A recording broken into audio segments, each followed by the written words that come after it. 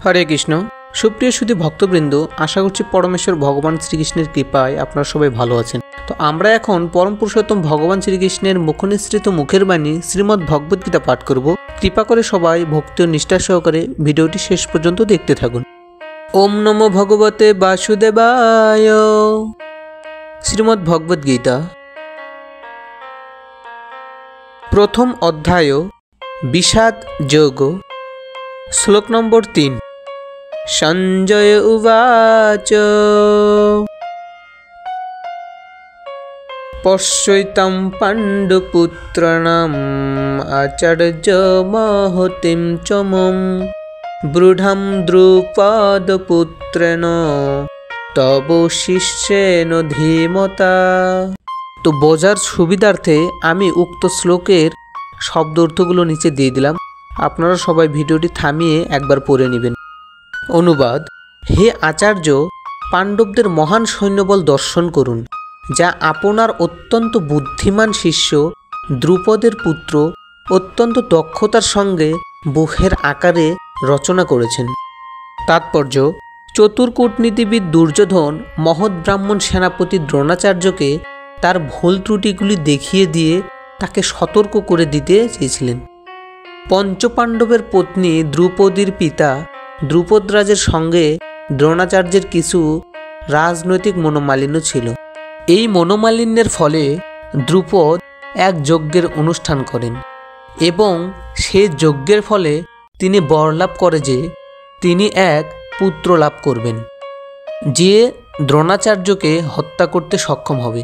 দ্রোণাচার্য এই বিষয়ে সম্পূর্ণভাবে অবগত ছিলেন, কিন্তু দ্রুপদ তার সেই পুত্র ধৃষ্টদ্যুম্নকে যখন অস্ত্র শিক্ষার জন্য তার কাছে প্রেরণ করেন, তখন উদার হৃদয় সত্যনিষ্ঠ ব্রাহ্মণ দ্রোণাচার্য তাকে সব রকমের অস্ত্র শিক্ষা এবং সমস্ত সামরিক কলাকৌশলের গুপ্ত তথ্য শিখিয়ে দিতে কোনো দ্বিধা করেননি।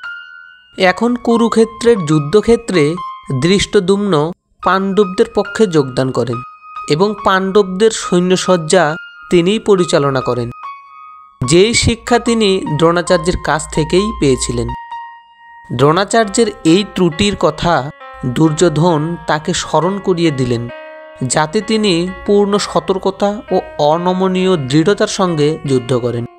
দুর্যোধন মহৎ ব্রাহ্মণ দ্রোণাচার্যকে এটিও মনে করিয়ে দিলেন যে পাণ্ডবদের, বিশেষ করে অর্জুনের বিরুদ্ধে যুদ্ধ করতে তিনি যেন কোনো রকম কোমলতা প্রদর্শন না করেন, কারণ তারাও সকলে তার প্রিয় শিষ্য। বিশেষত অর্জুন ছিলেন সবচেয়ে প্রিয় ও মেধাবী শিষ্য। দুর্যোধন সতর্ক করে দিতে চেয়েছিলেন যে এই ধরনের কোমলতা প্রকাশ পেলে যুদ্ধে অবধারিতভাবে পরাজয় হবে। হরে কৃষ্ণ। তো হাজার ব্যস্ততার মাঝে থাকলেও প্রত্যেক সনাতনীদের প্রতিদিন শ্রীমদ্ ভগবদ গীতা থেকে অন্তত একটি করে শ্লোক পাঠ বা শ্রবণ করা উচিত। আমি প্রতিদিন চেষ্টা করব অন্তত একটি করে শ্লোক পাঠ বা আবৃত্তি করে আপলোড করার। কৃপা করে সবাই লাইক, কমেন্ট ও শেয়ার করে আমাকে উৎসাহ দিবেন, এবং ভিডিওটি যদি ভালো লেগে থাকে তাহলে অবশ্যই চ্যানেলটি সাবস্ক্রাইব করে রাখবেন এবং আপনার বন্ধুবান্ধব ও আত্মীয় স্বজনদের কাছে ভিডিওটি শেয়ার করে তাদের কাছেও গীতার বাণী পৌঁছে দিয়ে ভগবানের কৃপা লাভ করবেন। হরে কৃষ্ণ।